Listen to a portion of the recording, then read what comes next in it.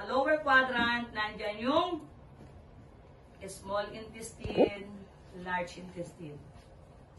Yun yung mga part. Kaya hindi natin chine-check ng buo. So ito, 4 na daliri. I-press mo muna sa ibabaw.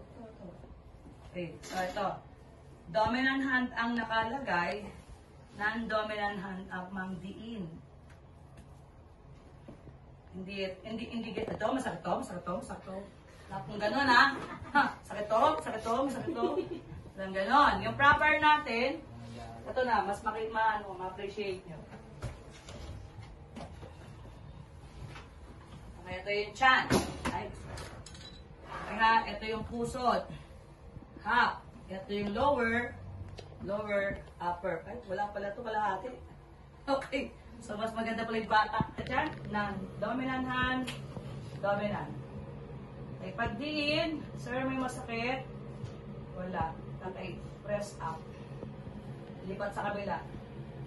Diin. Sir, may masakit.